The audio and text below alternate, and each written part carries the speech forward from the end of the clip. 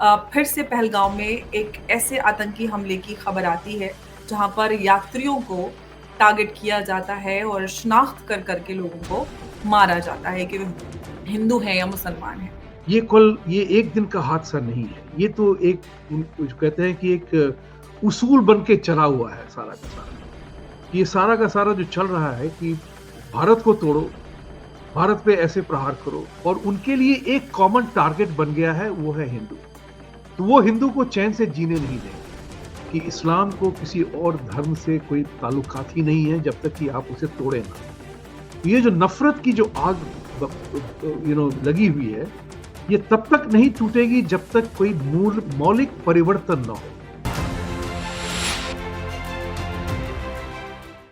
जय हिंद, नमस्कार। मैं अंबर जैदी स्वागत करती हूँ आप सबका एक बार फिर से हमारे आज के कार्यक्रम में। और आज के कार्यक्रम में हमारे साथ बहुत खास मेहमान मौजूद हैं, जैसे कि आप देख सकते हैं विभूति जा, जिनको आपने कई सारे प्लेटफॉर्म्स पर सुना होगा। और आज हालांकि मैं आपको बहुत पहले से जानती हूँ, लेकिन पहली बार इस तरह से कॉन्वर्जेशन में हम शामिल हुए हैं। बहुत बहुत स्वागत है आपका। जय हिंद, नमस्कार। जय हिंद, नमस्कार। बहुत बहुत धन्यवाद, शुक्रिया आपके साथ जुड़ने के लिए। आज आपने मुझे निमंत्रण बहुत दिया। शुक्रिया, आपने टाइम निकाला और आज आप हमारे शो पर तशरीफ लेकर आए हैं। विभूति जी, मैं आपसे जो बात की शुरुआत करना चाहूँगी, अभी बीते दिनों एक खबर आई थी कि हमास और जैश-ए-मोहम्मद के जो है वो मीटिंग हुई है भावलपुर में, जैश-ए-मोहम्मद के हेडक्वार्टर पर। और उससे यही अंदाज़ा लगाया जा रहा था कि ये जो कोलैबोरेशन हो रहा है उसमें जैश-ए-मोहम्मद, लश्कर-ए-तोयबा और हमास, इनका एक कोलैबोरेशन हो सकता है। और संभावित ये था कि कोई एक नया फ्रंट तैयार हो रहा है जिसमें टारगेट कश्मीर है। और एक दिन भी नहीं गुज़रा था कि हमें फिर से पहलगाम में एक ऐसे आतंकी हमले की खबर आती है, जहाँ पर यात्रियों को टारगेट किया जाता है और शिनाख्त कर करके लोगों को मारा जाता है कि वे हिंदू हैं या मुसलमान हैं। ये दिल दहला देने वाली घटना, जिसको प्रधानमंत्री मोदी ने भी सऊदी अरेबिया से अमित शाह जी से, जो हमारे गृह मंत्री हैं, उनसे पूछताछ की है और जायज़ा लिया है कि क्या कुछ हो रहा है, और आगे की कार्रवाई को सुनिश्चित किया है कि कड़ी कार्रवाई की जाए। इस तरह के इंसिडेंट किस तरह से देखते हैं कि एक तरफ पाकिस्तान जो अंतर्राष्ट्रीय पटल पर ये कहता है कि हम आतंक के पीड़ित हैं और हम आतंक को खत्म करने के लिए काम करें, दूसरी तरफ पाकिस्तान के ही अंदर इस तरह की मीटिंग्स होती हैं और कश्मीर को एक बार फिर से भारत को टारगेट करने की जो साजिशें हैं, पाकिस्तान पुरजोर कर रहा है। देखिए, बहुत ही दुखद बात है कि इससे ज्यादा दुख की बात क्या होगी कि जो भारतीय टूरिस्ट जो कश्मीर की टूरिज्म में कंट्रीब्यूट करना चाहते हैं, वहाँ की इकोनॉमी को वे कंट्रीब्यूट करना चाहते हैं, वहाँ की सुंदरता को देखने जाते हैं, उन पे इस तरह का जो अगर प्रहार होता है तो इट इज बहुत ही दुखद। इन माय ओपिनियन ये वो उस हद को पार कर गया है कि जहां हम मियर कंडेमनेशन एंड एक्सप्रेसिंग सोरो is not enough any more. ये एक दिन का हादसा नहीं है। ये तो एक जो कहते हैं कि एक उसूल बन के चला हुआ है सारा का सारा। कि ये सारा का सारा जो चल रहा है कि भारत को तोड़ो, भारत पे ऐसे प्रहार करो। तो मैं एक व्यक्ति विशेष का नाम लूंगा। मिसेस असरा नोमानी है, यहाँ पे हमारे परिचित है, दोस्त भी है, जिन्होंने बहुत सुंदर किताब लिखी है, वोक आर्मी। और एक ऑस्ट्रेलिया के प्रोफेसर हैं, सल्वातोरे बमोनिस। उन्होंने हमारे शो पे कहा था उन्होंने हमारे शो पे कहा था कि ये जो है इस्लामिस्ट जो हैं, मिल गए हैं कम्युनिस्ट, सोशलिस्ट, एक्सट्रीम लिबरल्स के साथ, और उनके लिए एक कॉमन टारगेट बन गया है, वो है हिंदू। इन दोनों ही ग्रुप्स के लिए एक कॉमन टारगेट है हिंदू। तो वो हिंदू को चैन से जीने नहीं देंगे। ये हम देख रहे हैं। ये दो तीन साल पहले की बात है जो हमने चर्चा की थी यहाँ पे। तो ये सवाल ये उठता है कि ये होता क्यों है। देखिए, हम सब लोगों ने इसकी बहुत चर्चा कर चुके हैं जयपुर डायलॉग पे और दुनिया भर में, कि इस्लाम को किसी और धर्म से कोई ताल्लुकात ही नहीं है जब तक कि आप उसे तोड़े ना। ये जो नफरत की जो आग लगी हुई है, ये तब तक नहीं टूटेगी जब तक कोई मौलिक परिवर्तन ना हो। तो मौलिक परिवर्तन वो तब होगा, हम और आप तो इंसान ही है ना भाई। हमारे और आप में, आप आप महिला हैं, हमारी महिलाएं हैं, ये दोनों ही ग्रुप की महिलाओं को बच्चे पैदा करने में 9 महीने लगते हैं, बायोलॉजिकल बच्चे पैदा करने में। किसी के खुदा और किसी के भगवान ने इस नेचुरल थिंग को कभी बदला नहीं है। आपके भी नाक, हमारी भी, आपकी आंखें वही करती हैं जो मेरी आंखें और मेरे नाक करते हैं। तो भगवान ने तो हम लोगों को इंसान बनाया और धर्म ने हम लोगों को बंटवा दिया। धर्म तो, रिलीजन तो किसी भगवान का एस्टैब्लिश नहीं है, ये तो इस बात को मैं मानता हूं बिल्कुल अच्छी तरह से। और मैं ये मानता हूं कि जो भी जितना भी कट्टर धर्मी हो उस बात से It's all सहमत होगा। man-made, of course. It is a man made thing Hmm. and it is so imperfect. And that's why we have conflict. God created you and I, and then He create and man, you and I created religion, ending in divide. तो हम में आप में फर्क क्या है? तो मैं हमेशा से ये कहता हूँ, धर्म, रिलीजन नॉट धर्म, धर्म तो हमारा हिंदू धर्म हम कहते हैं, सनातन धर्म कहते हैं। बाकी जो रिलीजन है उनमें एक ऐसा विश्वास आ गया है कि मैं, माई वे और हाईवे, इसके कारण जो है सारी समस्याएं होती हैं। और उन लोगों ने देख लिया है कि आज की तारीख में जिस तरह से साइंस और टेक्नोलॉजी आगे बढ़ रही है, रिलीजन का जो फॉर्मेशन हुआ था which was based on fear and ignorance, fear and ignorance. आज आपको भी पता है और हमें भी पता है कि lightning and thunder doesn't happen because gods are angry. बाढ़ नहीं आती इसलिए क्योंकि भगवान नाराज हो गए आज उस इलाके के लोगों से। भूकंप नहीं आता इसलिए कि भगवान ने कहा कि चलो आज थोड़ा सा धरती को हिला देते हैं, देखें क्या मजा आता है। Right, these are natural phenomenon. भगवान ने हमको सूर्य दिया, पानी दिया, हवा दी। इन तीनों के अपने अपने फॉर्म है और इनविजिबल फॉर्म है। ये हमारी लाइफ सेविंग फोर्सेस हैं। भगवान ने कोई डिस्क्रिमिनेशन नहीं की। और हम जब रिलीजियस डिस्क्रिमिनेशन पे आ जाते हैं, that is where the problem starts. And that मौलिक परिवर्तन होना है। मैं अपने मुसलमान दोस्तों से हमेशा ये कहता हूं कि तुम मेरे अच्छे दोस्त, विश्वासी दोस्त कभी बन नहीं सकते, मैं तुम्हें मानूंगा नहीं, क्योंकि तुम्हारे धर्म के हिसाब से मैं काफिर हूं जिसका गला कटना चाहिए। एक ही बात है कि मेरी लाइन में आपसे दोस्ती के कारण मैं लाइन में शायद पीछे लग जाऊं, लेकिन मेरा नंबर भी तो आने वाला है कभी ना कभी। That is the sad part. Unless and until we change our definition of things, परिभाषा न बदलेंगे कि हम सब मानव हैं, हम सब इंसान हैं और हमारा इंसानियत का धर्म है। That's what is important. अगर वो मौलिक परिवर्तन नहीं होगा तो विश्वास कभी नहीं होगा। धोखे तो हर जगह होते हैं। I'm not concerned about that individual levels of dishonesty, but there is a maulic level of dishonesty that has to be addressed on a no choice basis with an urgent scenario. Last point that I will add here, that everybody who is a kattar vishwasi of his belief must know that aurat takes any woman takes 9 months to deliver a child. Unless and until you change that equation, don't tell me you are better than I am. Sir, बीते दिनों आसिम मुनीर जो Pakistan army के chief हैं, उन्होंने एक बयान दिया था जहाँ पे ओवरसीज़ पाकिस्तानीज़ को एड्रेस कर रहे थे। उसमें उन्होंने बलूचिस्तान से लेके कश्मीर और भारत, हिंदू सबको उन्होंने टारगेट किया था। और उससे काफ़ी कुछ समझ में आ रहा था कि काफ़ी पाकिस्तान के अंदर एक झटपटाहट है और जो कुछ वो भारत में करता आया था, वो ऑन एंड ऑफ तो चल रहा है, उतनी फ्रीक्वेंसी की ज़रूर कम हुई है। लेकिन सर, जो पाकिस्तान कर रहा है भारत में, एक तरफ तो भारत के साथ रिश्ते बनाने की बात करते हैं, कहते हैं कि बात नहीं करते। बट टेररिज्म को लेकर पाकिस्तान आज भी वहाँ का वहीं है। ऑन ग्राउंड रियलिटीज़ हम जानते हैं कि पाकिस्तान की क्या हैं। और इस सब को बदलने के लिए जो भारत के सामने चैलेंज है, सिक्योरिटी, बॉर्डर सिक्योरिटी की बात करते हैं, प्लस फिर जो हमारे अपने इंटरनल चैलेंजेस भी हैं, वक़्फ़ के नाम पर देखें जो कुछ मुर्शिदाबाद में और मालदा में हो रहा है। हर तरफ से सर जो जनरल रावत ने बात की थी, वो ढाई फ्रंट वॉर की, 2 एंड हाफ फ्रंट, वो सारी चीज़ें सर आपको लग रहा है कि उस सब के लिए भारत तैयार है? क्योंकि ये सारी चीज़ें सर प्रैक्टिकली होती नज़र आ रही हैं। बहुत बढ़िया मुद्दा उठाया आपने कि क्या भारत तैयार है। बहुत ही इंपॉर्टेंट चीज है, क्योंकि मेरा ऐसा विश्वास है कि हम तैयार तो हैं, क्योंकि ये लड़ाई आज तो नहीं शुरू हुई ना, ये तो बहुत मुद्दों से चल रहा है, राइट। लेकिन एक बात कहूंगा मैं आपसे कि भारत की तैयारी जो है ना, वो एक्शन में हम पीछे रह जाते हैं।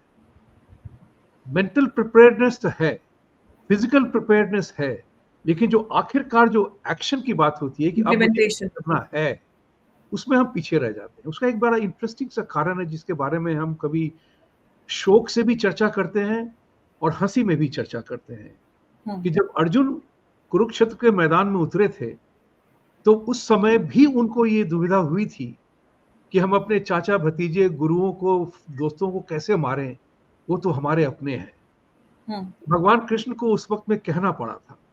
वो सारी कहानी सब दुनिया को मालूम है, लेकिन 18 चैप्टर लगे भागवत गीता के, तब अर्जुन तैयार हुए लड़ने के लिए, यह समझ आई। ये हम हिंदुओं में एक कमजोरी है कि हम जरूरत से ज्यादा चिंतन मनन करते हैं। और हमारे पाकिस्तानी दोस्त ने बड़ी अच्छी तरह से मुझे कहा था, मेरे अच्छे दोस्त हैं वो, अभी भी हमारे ताल्लुकात हैं, हम बातचीत करते हैं। उन्होंने एक बार मुझे कहा था कि आप हिंदू जो है ना, बड़े शरीफ लोग हो, आप शांति के लिए कुछ भी करोगे, आप शांति के लिए कुछ भी करोगे, और हम उसी शांति के नाम पे आपकी ले लेंगे। ये उनके एग्जैक्ट लफ्ज हैं। सही बोला था उन्होंने, वैसे गलत तो कुछ बोला नहीं था। तो कुछ बोला नहीं था, आज भी चर्चा होती है उसकी। तो मेरा ये कहना है कि हम जो है जरूरत से ज्यादा सोचते हैं, और एक बात हो गई है कि अब समय आ गया है निर्णायक, अब डिसाइसिव मोमेंट आ गया है, क्योंकि सबका जो दूध उबल रहा है, एंकर ऑफ दूध इज उबल रहा है, बहुत सीरियसली उबल रहा है। किस तरफ वो भटकेगा, उसका विस्फोट होगा, उसका रिजल्ट अच्छा नहीं होगा। तो ये कि दो चार चीजें हमें माननी पड़ेगी। पाकिस्तान एक खोखला देश बन गया है। उस देश, एक जमाना था कि जब उसकी तुलना होती थी भारत के साथ, India Pakistan, India Pakistan. America का कोई भी टॉप ऑफिशियल आए या छोटा ऑफिशियल आए, तो इट वाज मैंडेटरी कि अगर इंडिया आए तो पाकिस्तान भी जाएगा, पाकिस्तान आया तो इंडिया भी आएगा। दैट डीलिंग हो चुका है, वो कंप्लीट डीलिंग हो गया है। तो Pakistan is continuously suffering from inferiority complex and helplessness, क्योंकि वो एक कोठा बन के रह गए थे सारे वर्ल्ड पावर्स के। जब आप कोठा बन के बन जाएंगे किसी वर्ल्ड पावर के, कि जिसको जो आता है पैसे दे दो यार, हम तुम्हारे साथ हो जाएंगे, तब उसकी इज्जत कम हो जाती है। आज पाकिस्तान की अपनी इज्जत कुछ भी नहीं है, और वो भारत के कंपैरिजन में बहुत ही पीछे रह गया है। तो मैराथन के रेस में अगर आप बहुत पीछे होंगे ना, तो कितने भी कदम उठाएंगे तो आप पीछे के पीछे ही रहेंगे। तो आज उसको देख करके उनको जलन हो रही है, और उसको सिर्फ यही कहते हैं कि हम भारत को कभी भी उसकी इकोनॉमिक प्रोग्रेस जो है उसको हम डिरेल करेंगे।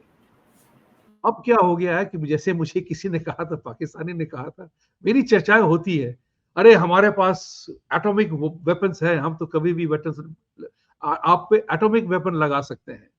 तो मैंने कहा कि बरखुरदार, अगर तुमने हमारे ऊपर सारा का सारा एटॉमिक वेपन छोड़ भी दिया, तो हमारे पास 1.3 बिलियन पीपल हैं।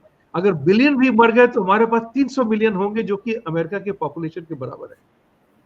लेकिन बरखुरदार, तुम्हारा क्या हाल होगा अगर भारत ने कर दिया तुम पे एटॉमिक अटैक? तुम तो बिल्कुल बिल्कुल जो क्या क्या क्या कहते हो उसे, गायब हो जाओगे।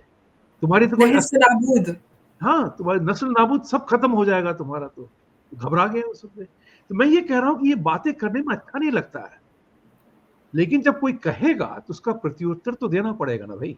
सच्चाई तो वो है। तो ये जो है, ये जो रिलीजियस फैनेटिसिज्म है, अगर इसको अगर मौलिक तौर पे न बदला गया, सारी दुनिया जानती है साहब, सारी दुनिया जानती है कि पाकिस्तान एक गुजरा हुआ कंट्री है। उसको जब मौका मिले यूज करो, ना मौका मिले छोड़ दो। बस अब आज की तारीख में भारत की प्रतिष्ठा जो है बहुत ऊंची चढ़ गई है। सारी दुनिया भारत से डील करना चाहता है। चाइना भी अब नहीं लड़ना चाहता भारत से। तो भारत की स्थिति अगर ऐसी होती जाएगी तो क्या करेंगे वो? उनको तो एक ही दुश्मन है, भारत। और मैंने तो पाकिस्तानी को कहा है कि आप जो है सारा फोकस लोगों की इकोनॉमिक लाइफ बढ़ाने में करो, ये भूल जाओ कि ईस्ट में भारत है, बिकॉज हमें अब आपसे कुछ नहीं इंटरेस्ट है। हमने तो आपको काट के दे दिया अपने अपने आप को, आपको ईस्ट में भी दिया, वेस्ट में भी दिया, बांग्लादेश बना। अब आप हमें छोड़ दीजिए, आप अपने आप पे ख्याल करिए, अपने लोगों की आर्थिक स्थिति को इम्प्रूव करिए, बस वही आपका धर्म है। आप 5 साल अगर आप इंडिया को भूल जाएंगे, डिप्लोमेटिक रिलेशनशिप भी बंद कर लो यार, सिर्फ अपने को इकोनॉमिकली इंप्रूव करो, तो शायद आप भी इंसान बन जाएंगे। अभी आप इंसान नहीं हैं, आप हैवान का रूप लेके जी रहे हैं, and that's where the hate comes in. चाहे वो बाजवा हो, बाजवा भी तो किसी जमाने में पंजाबी ही थे ना भाई, एब्सोल्युटली। राइट? तो वो सोचना पड़ेगा ना। फारूक अब्दुल्ला ने भी कहा आपको, कश्मीर के एक और कौन से हैं, दोनों ही ने कहा था कि हम तो पूर्व जमाने पहले जन्म में तो शायद हम कश्मीरी पंडित ही थे। तो जब 90% और 95% of the Muslims in Indian subcontinent are former Hindus, तो they are suffering from a psychological disease. Sir, यहाँ पर मैं आपसे एक सवाल जानना चाहूँगी। हम सब जानते हैं कि जो इंडियन सबकॉन्टिनेंट के मुसलमान हैं, majority of them are converts, they are native Indians actually. लेकिन बावजूद उसके भी हम जो इस्लामिक कंट्रीज़ में देखते हैं, मुसलमान हैं और यहाँ के मुसलमान हैं, उनमें बहुत फ़र्क नज़र आता है। एक कट्टरवाद, एक फेनेटिसिज्म, हेट्रेड टुवर्ड्स हिंदुइज्म और इंडियाज़ कल्चर। ये ऐसा क्यों है? क्योंकि हम आप सऊदी अरेबिया जाएँ, वो इन जनरल ऐसे नफ़रत नहीं करते हैं जितना यहाँ पर नज़र आती है अपने कॉन्टिनेंट में। उनके उसके 3 कारण हैं। उसके 3 कारण हैं, बताता हूँ मैं आपको। आपने बहुत अच्छी बात कही। मैंने भी दुनिया घूमी है, मिडल ईस्ट गया हूँ, काम के सिलसिले में देखा है। I don't find any hatred against Hindus and India, जिस तरह से मैं देखता हूँ कि इंडियन सब कॉन्टिनेंट में है, इंडियन मुस्लिम्स में भी है, जिस तरह से देखा जाता है। उसका कारण है अंबर जी, एक है कि कन्वर्ट जो हुए ये सारे के सारे, क्यों कन्वर्ट हुए, उसके 3 कारण हैं। एक कारण है तलवार गले पे लग गई, थ्रेट टू लाइफ, उसके कारण जान बचाने के लिए वो कन्वर्ट कर गए। दूसरा था गरीब थे, उनको लालच दिया, प्रलोभन दिया कि अब तुम बच जाओगे तो हम तुम्हें ये दे देंगे, तुम्हें कुछ दान कर देंगे, जमीन छोटी सी दे देंगे, तुम्हें अपनी जिंदगी चलाओ। तो there was, second was economic consideration.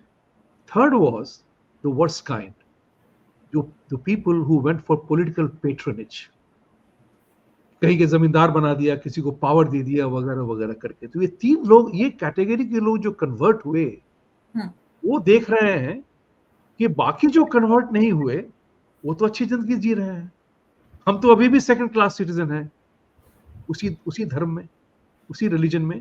Not only that, उनका ये भी हो गया सिलसिला कि उनको जो एक साइकोलॉजिकल बैरियर हो गया मन में, कि वो कमजोर निकले, लालची निकले, धोखेबाज निकले, जिन्होंने अपने परिवार, अपने माता पिता, अपने धर्म को रिजेक्ट किया क्योंकि अपने स्वार्थ के लिए।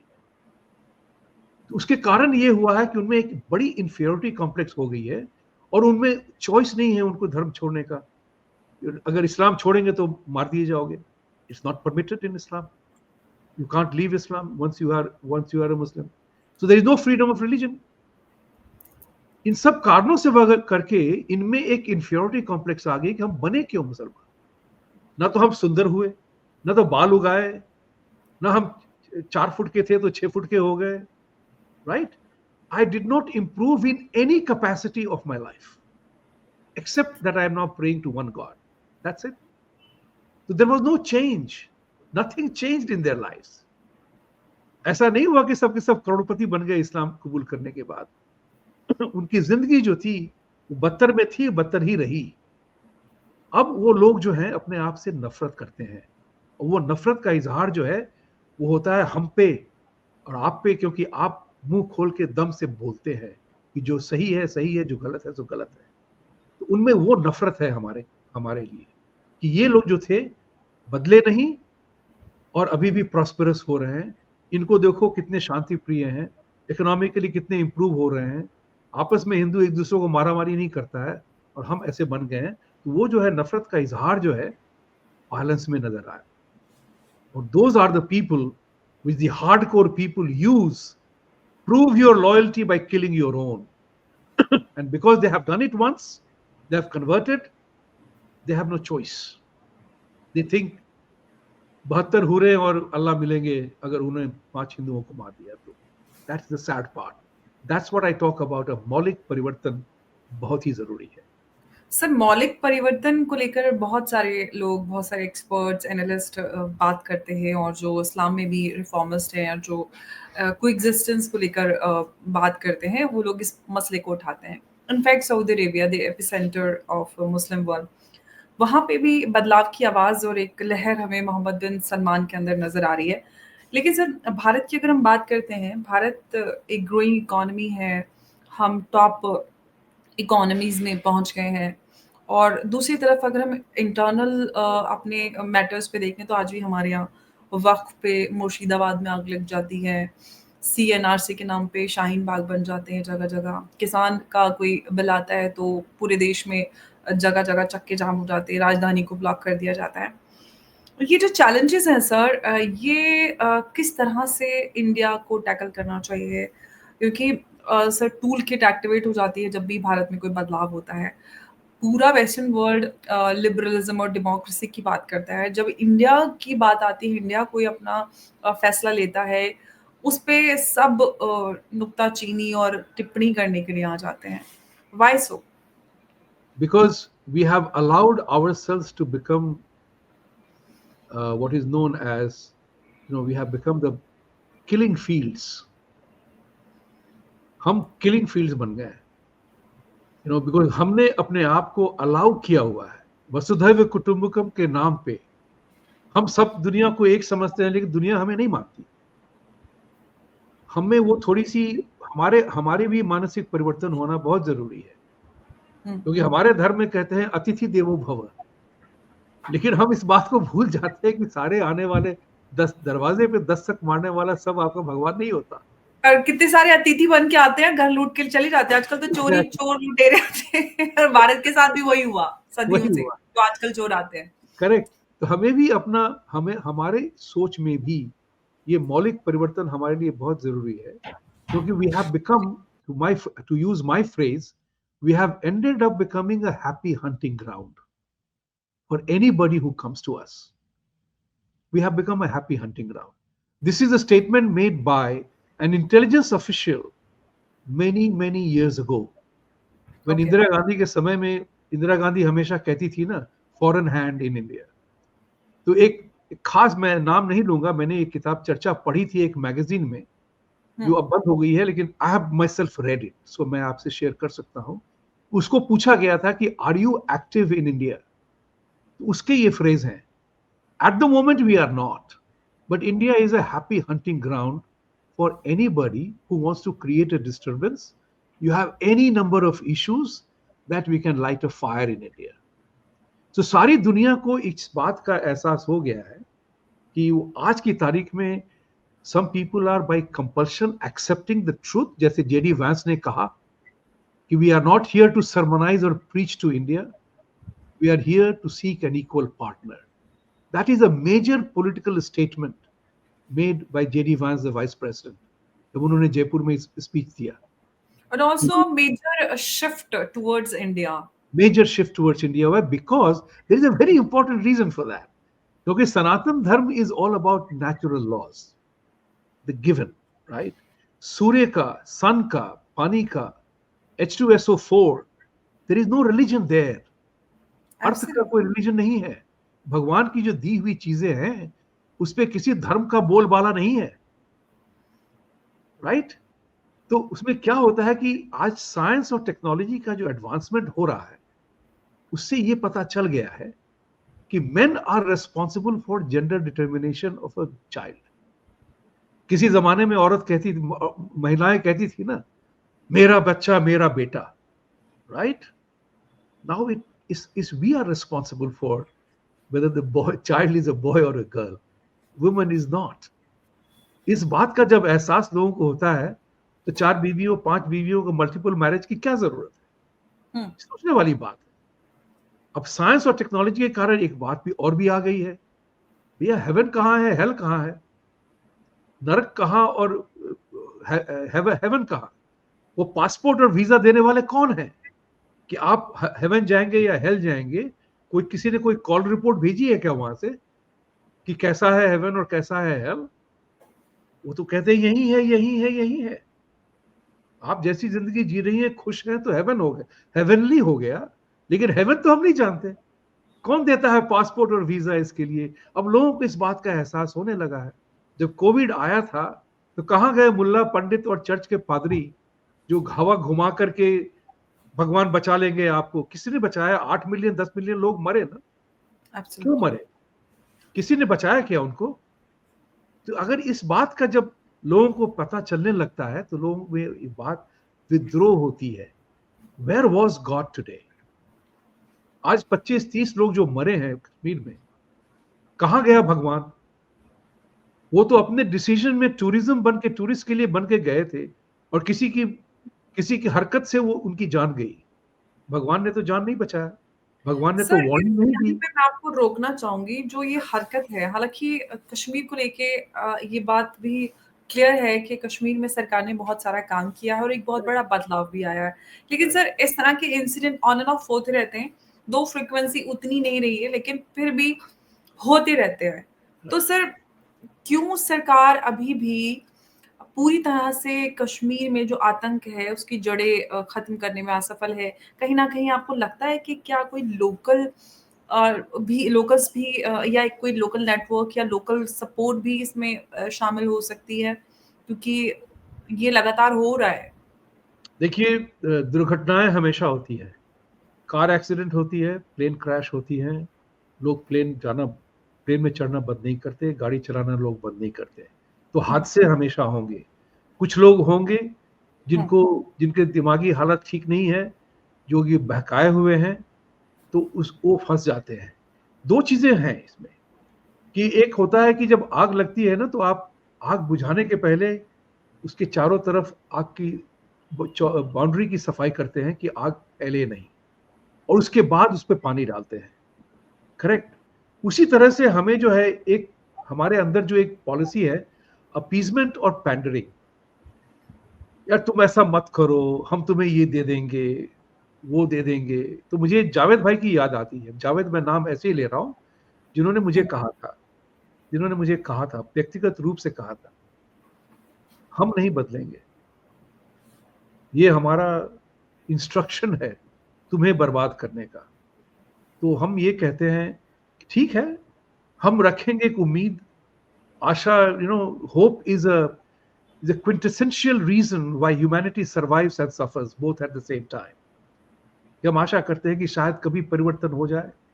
लेकिन एक बात होती है, मैं हमेशा कहता हूँ कि हम में एक, जो हमारे दोस्त ने कहा था कि शांति के नाम पे आप कुछ करेंगे, आप कुछ भी देंगे, हमारा वो प्रयास रहा है। We try that sometime there will be a change of heart, but I don't see it happening unless and until you change। I don't mean you Amber, but I mean to say, I got it sir, I got it. तो मैं ये but कहना sir, चाहता हूँ। हिंदुओं में भी sir अब जागरूकता आई है, वो बहुत माइंडसेट नहीं रहा है जो पहले हुआ करता था। Right. Now people question all these things. Yes, उस बात का भी एहसास हो गया है लोगों में अब। वो है कि मैं हमेशा कहता हूँ, हमारे काम में भी हम इस बात की चर्चा, कॉम्प्रोमाइज इज अ वर्ड, बड़ा डेंजरस वर्ड है। कॉम्प्रोमाइज में क्या होता है कि हमारी जो एक्चुअल एग्जाम्पल है, इसकी डेटा है हमारे पास, neither of the parties is ever happy in a compromise। दोनों ही ये सोचते हैं कि अगर हमने ज्यादा मांगा होता तो मिल जाता, और हमने शायद ज्यादा दे दिया, तो दोनों नाखुश होते हैं। और एक ऐसा वक्त आता है, यू कैनॉट कॉम्प्रोमाइज। अब हम उस हद पर पहुंच गए हैं कि यू कैनॉट कॉम्प्रोमाइज, क्योंकि 2 बूंद जहर का 1 गैलन दूध से कॉम्प्रोमाइज नहीं हो सकता है। बिल्कुल, आप उस 2 आप गैलन दूध में 2 बूंद ज़हर डालेंगे तो पूरा दूध ज़हरीला हो जाएगा। पूरा दूध जहरीला हो जाएगा, ये कॉम्प्रोमाइज नहीं हो सकता है। तो there is a line that we have to draw, यहां तक और इसके आगे नहीं। और अगर इसके आगे आए तो हम तुम्हें जहर वाली दूध पिला देंगे। This is what is important, that determination has to come. कि कॉम्प्रोमाइज हम तभी करेंगे जब तुम हमारी मिनिमम बातों को मानोगे। That's what is important. एक तरफा मोहब्बत कभी नहीं होती। एब्सोल्युटली। और सर उसके लिए मुझे लगता है कि जो इस्लामिक वर्ल्ड या फिर हम कहें इंडिया में जो इस्लामिक या मुस्लिम लीडरशिप रही, उनको भी उनकी भी ज़िम्मेदारी अकाउंटेबिलिटी हमें फिक्स करने की आवश्यकता है, क्योंकि जो एक फ्री हैंड दिया गया पोस्ट पार्टीशन और जो भी सेक्युलरिज़्म के नाम पर जो भी राजनीति हुई एंड एवरीथिंग, और खुली छूट मिली, स्पेशल ट्रीटमेंट मिला, माइनॉरिटी एक्ट, ये वो आज वक़्त और ऑल दीज़ थिंग्स, एकदम हर चीज़ को दायरे से, कानूनी दायरे से बाहर रखा गया। अब जब अमेंडमेंट्स कर रहे हैं तो दिक्कत होती है। आप 78 साल तक उनको अनछुआ रखेंगे और 78 साल बाद जब बदलाव आ रहा है तो वो तो सर इतना पुराना ज़ख्म है, उसको इतनी जल्दी कैसे ठीक किया जाएगा? तो फिक्स करने की अकाउंटेबिलिटी ज़रूरत है और उन सरकारों से भी सवाल करने की ज़रूरत है जिन्होंने इतनी खुली छूट दी और वही जाकर विदेश में कहते हैं कि हमारी जो इलेक्शन कमीशन है वो कॉम्प्रोमाइज़्ड है। सर आपने इंदिरा गांधी की बात की थी। इंदिरा गांधी ने कभी सर देश की बुराई विदेश में जाकर कभी नहीं की। ये उन्हीं के ग्रैंडसन हैं। ये विदेश में जाकर हमेशा देश की बुराई करते हैं। इतना तो बहू भी सास की बुराई नहीं करती जितना राहुल गांधी देश की बुराई करते हैं। आपने बहुत बढ़िया बात कही। बहू भी इतने इतने इतना राहुल गांधी तो शादीशुदा नहीं है, तो उसको क्या पता है। वो तो You never know, महामूर्ख, sir. बड़ा डेंजरस महामूर्ख है वो। मैं हमेशा से ये कहता रहा हूँ, उसके उसके पिता, उसकी दादी, उसके परदादा, ग्रेट ग्रैंडफादर, वो सब भारत के प्रधानमंत्री रह चुके हैं। ये तो महापप्पू हैं। मैं इनको पप्पू नहीं मानता हूँ, लोग उनको पप्पू कहते होंगे, लेकिन मैं इनको डेंजरस आदमी मानता हूँ। एड़ा बन के पेड़ा खा रहे हैं सर वो। मुझे नाराजगी है उन लोगों से जो आज भी इनके तलवे चाट रहे हैं, जानते हुए कि इनकी पार्टी ने कितना नुकसान किया है देश को। भाषा, धर्म के नाम पे हमेशा इन्होंने एक्सप्लॉइट ही किया है देश को। और आपने मुस्लिम लीडरशिप की बात की। Yes, the Islam Muslim leadership has failed India and failed Muslims themselves. उन्होंने अपने कौम के लिए कुछ भी नहीं किया है, सिर्फ पॉलिटिकल पावर मांगा है और पॉलिटिकली वो हमें डिस्ट्रॉय करना चाहते हैं। तो मैंने इसी बात पे चर्चा की थी कि 80% of the Hindus will have to, majority have to decide who will decide their fate. The 12% idiots and the leaders who are supporting them, Rahul Gandhi included.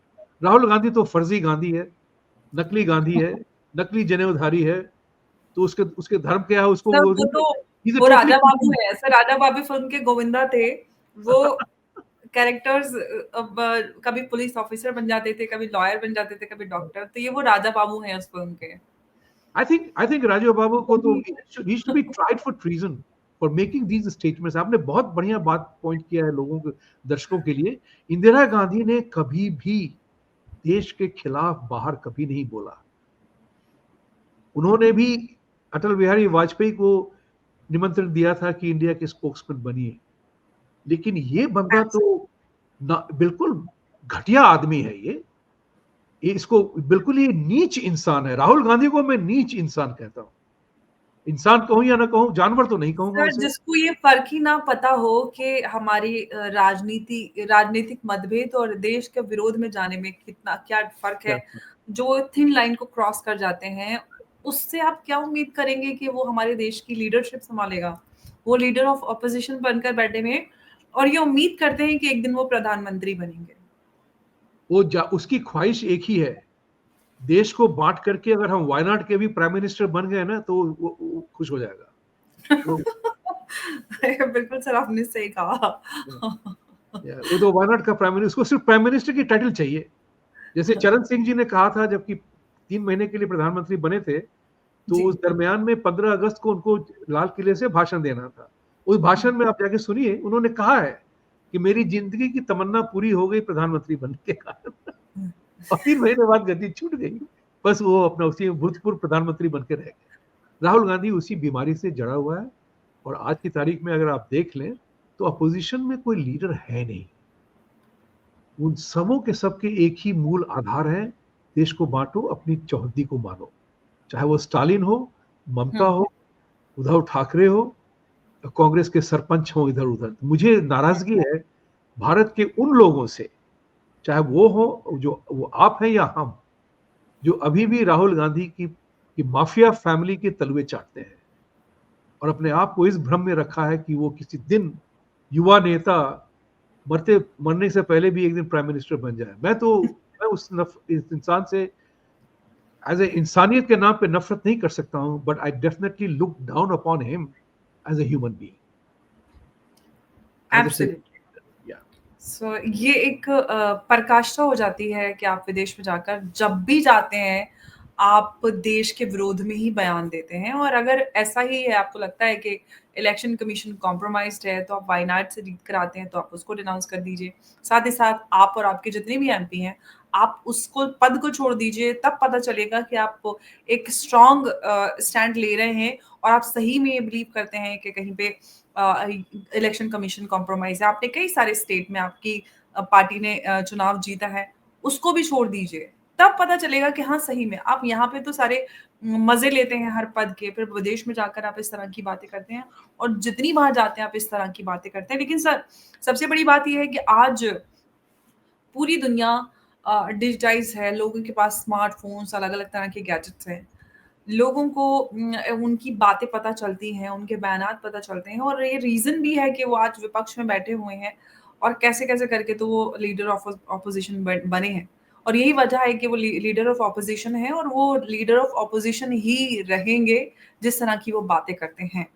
क्योंकि देश अब किसी तरह की इस तरह की बातों पे कोई कॉम्प्रोमाइज़ नहीं करने वाला। लोग सुन रहे हैं और सही और गलत का फैसला लेने में सक्षम हैं और इसीलिए वो पूरी तरह से जो उनकी राजनीतिक भूमि थी, उसको खो चुके हैं। ये मेरा मानना है। आपका मानना बिल्कुल सही है। देखिए, अमेरिका में भी उसकी कोई इज्जत नहीं है।